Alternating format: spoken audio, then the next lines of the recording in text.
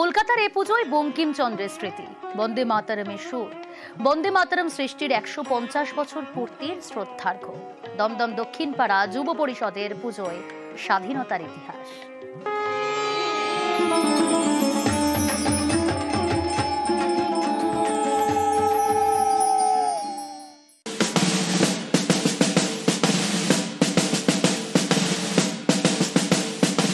এক পাশে বিপ্লবীদের কর্মকাণ্ড, অন্য পাশে দেবী কালীর আরাধনা চলছে।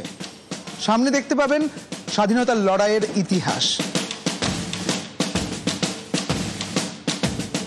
দুর্গা প্রতিমা দেখতে যাবেন, চোখে পড়বে মা, আর সেই মায়ের গায়ে লেখা রয়েছে দেবী চৌধুরানীর গল্প কথা।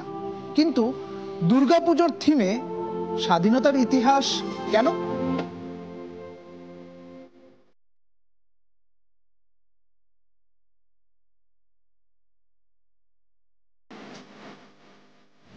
দুর্গাপূজার থিমে স্বাধীনতার ইতিহাস, তার কারণ হচ্ছে আমরা এবছর বন্দে মাতরম থিমটা নিয়েছি।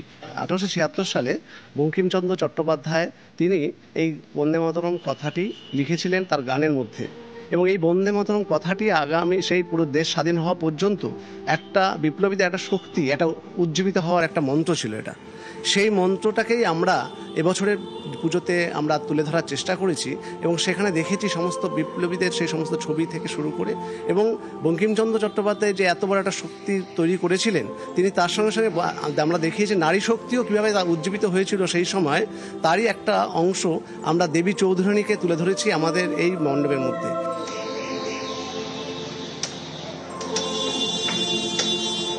থিমের পরতে পরতে স্বাধীনতা, মায়ের ত্রিশূলে ইংরেজ বধ, আর কমলাকান্তের কর্মকাণ্ড। আর এসব কিছু দেখতে হলে আসতে হবে দমদম দক্ষিণপাড়া যুব পরিষদের পুজো দেখতে।